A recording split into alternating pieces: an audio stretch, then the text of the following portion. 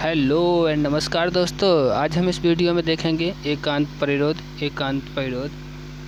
कारावास, जो आईपीसी में एकांत परिरोध के नाम से जाना जाता है। इसी को एकांत कारावास भी कहते हैं और ये कठिन कारावास में दिया जाता है।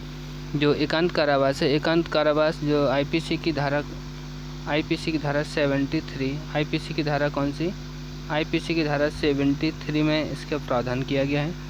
जो इसकी जो समयावधि है, कितने समय के लिए होगा, जो लिमिट दी गई है वो 74 सेक्शन में दी गई है। 74 धारा में दिया गया है, आईपीसी के 74 सेक्शन में दिया गया इसका अवधि के बारे में। और एकांत परिरोध क्या है, जो इसके बारे में जो बताया गया डेफिनेशन से, तो वो है हमारा 73 सेक्शन में। हम अपना एमसीक्यू देखेंगे, एमसीक्यू के साथ साथ डिटेल से भी देखेंगे। पाँच क्वेश्चन होंगे इस वीडियो में।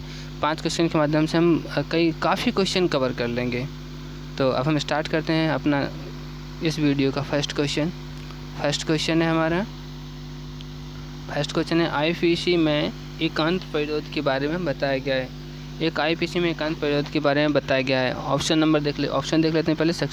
Option number A 63 section, 73, 83 and 93। तो इसका राइट आंसर होगा 73। इसका राइट आंसर होगा 73। Option number B is the right answer. 73 होगा इसका ऑप्शन बी, राइट आंसर होगा 73 के बारे में बताया गया है एकांत परिरोध क्या है। और इसी 73 सेक्शन में ही कहा गया है कि किसी भी व्यक्ति को जब एकांत परिरोध की सज़ा दी जाएगी तो उसे कुल मिलाकर 3 महीने से अधिक की सज़ा नहीं दी जाएगी। 3 महीने से अधिक की सज़ा नहीं दी जाएगी। कितने महीने की? 3 महीने से अधिक की सज़ा नहीं दी जाएगी उसको। और इसी में ही कहा गया है कि यदि कारावास की अवधि 6 महीने की होती है, यानी कि 6 महीने से अधिक की सज़ा किसी को नहीं दी जाती है, तब उसे 1 महीने का कारावास दिया जाएगा। 1 महीने का कौन सा कारावास दिया जाएगा?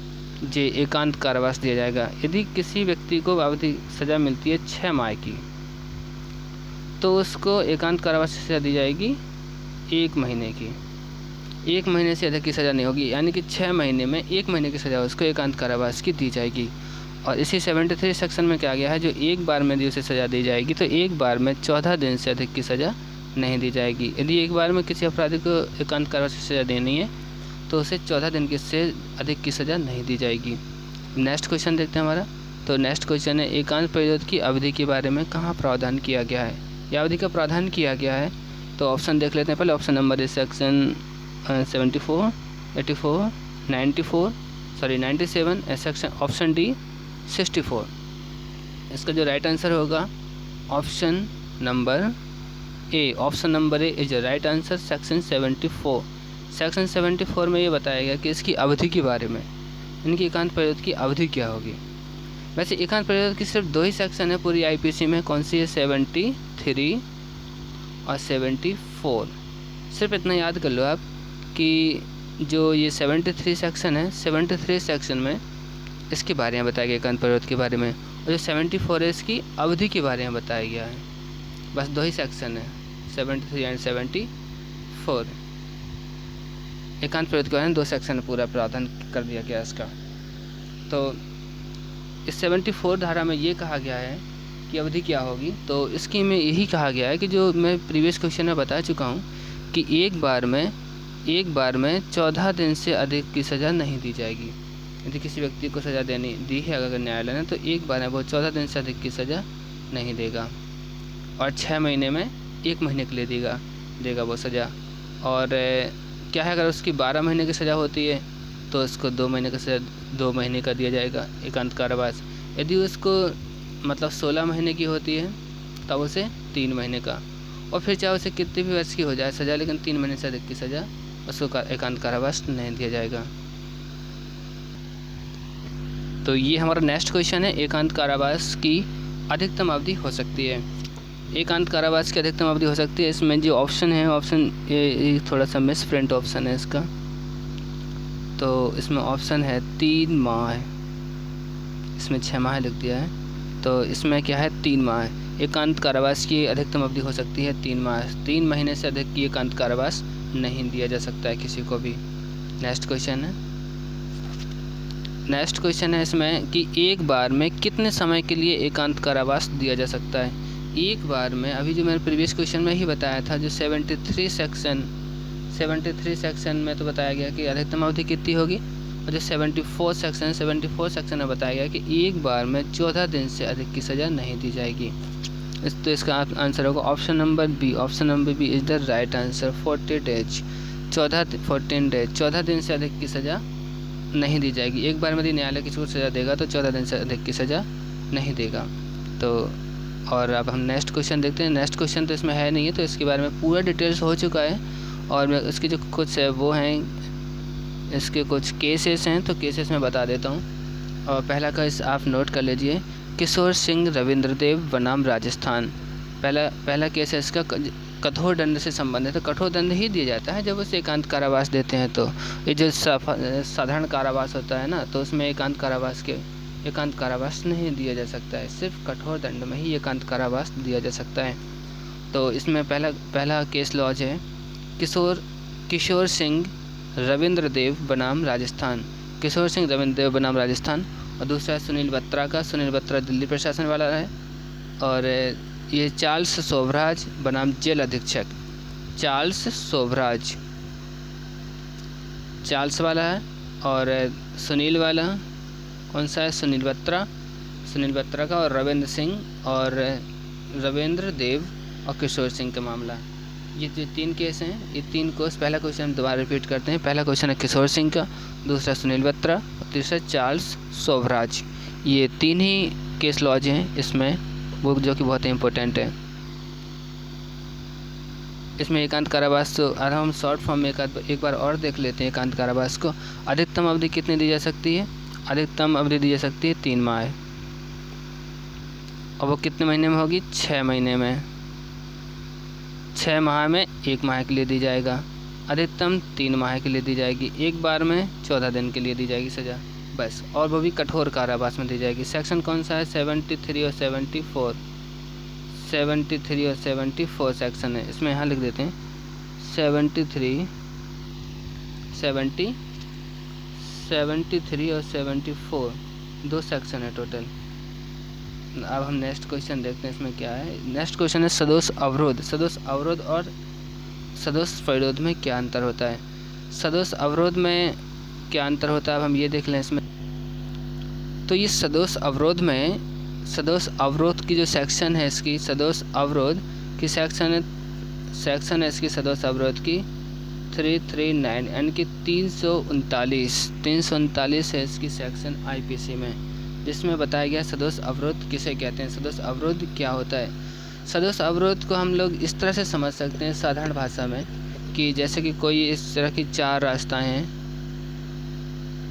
यहाँ से कोई रास्ता आ रहा है, यहाँ से भी रास्ता है, और यहाँ कोई बंदा है, इसको यहाँ जाना है, तो इसको यहाँ भी जाना है या फिर वो यहाँ जाना है। यदि आप यहाँ की रास्ता को बंद कर देते हो, यहाँ से इसे नहीं निकलने दे रहे हो, यहाँ पे आप कोई खुद खड़े हो जाते हो, कोई किसी इंसान को खड़ा कर देते हो यहाँ पे, तो फिर ये यहाँ से नहीं निकल पाएगा, तो फिर ये यहाँ से निकलेगा, तो इसकी एक रास्ता हो जाती है बंद, तो उसे कहा जाता है सदोष अवरोध।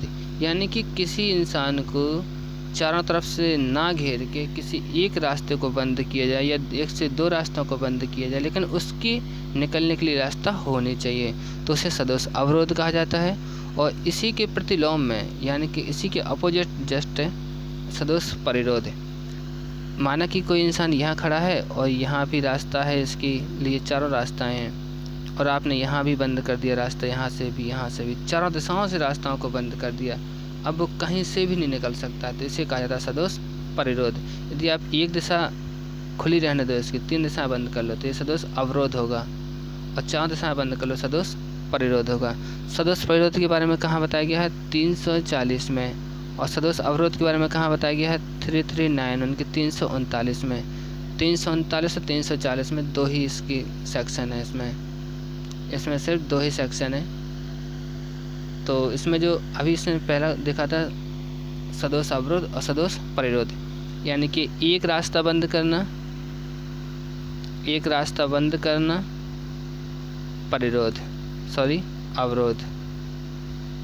बंद करना अवरोध, और चारों रास्ताएं बंद कर लेना, चारों रास्ताएं बंद कर लेना सदोष परिरोध। ठीक है, ये है सदोष अवरोध, एक रास्ता बंद करना, यानी कि एक रास्ता उसके लिए खुला रहना चाहिए। चाहे दो रास्ता हैं तो एक रास्ता बंद करो, तीन रास्ता हैं तो दो रास्ता बंद करो, एक रास्ता उसके लिए खुला रहे, तो सदोष अवरोध। और चारों रास्ताएं बंद कर दो, जब चारों रास्ताएं बंद कर दें तो हो जाता है सदोष परिरोध। सदोष अवरोध में 339, सदोष परिरोध में 340। तो सदोष अवरोध सदोष परिरोध की हो जाता है। अवरोध के लिए दंड, जो सदोष अवरोध के लिए दंड दिया गया है वो दिया गया है 341 में। सदोष अवरोध के लिए दंड दिया गया 341 में। तो जो इम्पोर्टेंट है, जो सदोष अवरोध सदोष परिरोध की जो डेफिनेशन है वो समझना बहुत ज़रूरी है, यूपीएसआई के लिए भी और अदर जुडिशियल एग्जाम के लिए बहुत इंपॉर्टेंट है। ये सेक्शन आती हैं बहुत ही ज़्यादा। एलएलएम का एंट्रेंस देते हैं, एलएलएम क्लैट और जो नेट का भी एग्ज़ाम देते हैं तो उसमें भी क्वेश्चन आते हैं सदोष अवरोध सदोष परिरोध। तो यहाँ हम शॉर्ट में देख लेते हैं। जो आईपीसी है, आईपीसी 1860 है, यानी कि आईपीसी 1860 में कुछ ऐसा लिख रहा था 45। तो जो 1860 है, 1860 का जो आईपीसी है उसका नंबर आता है 45, यानी कि 45वां एक्ट है 1860 का। आईपीसी में कुल कितनी धाराएं हैं? आईपीसी में है कुल 511 धाराएं। अध्याय कितने हैं? अध्याय 23 हैं। इसमें 511 धाराएं, अध्याय 23 हैं। और 511 में ये कहा गया, सेक्शन में ये कहा गया कि जो पूरी आईपीसी में कहीं पर डिफाइन नहीं किया गया जिस, तो वहाँ वो 511 से गवर्न होगा। इस तरह से हमारा ये वीडियो यहीं ख़त्म हो जाता है। और यदि आपको ये जानकारी अच्छी लगी हो तो आप इसे लाइक करें, कमेंट करें। जो इसमें जो कमियां रह गई हों उसे कमेंट करें और हमें ज़रूर बताएं, तो हम नेक्स्ट वीडियो में उसे सुधारेंगे। लाइक करें, कमेंट करें, शेयर भी करें अपने दोस्तों को, वो भी जानें। और हमारे चैनल पर यदि आप पहली बार आए हैं, फर्स्ट विजिट हैं, तो आप प्लीज़ इसको सब्सक्राइब कर लीजिए। For next video important video आपके लिए मिल जाएगी बहुत जल्दी। तो इस वीडियो में इतना ही। Thank you so much.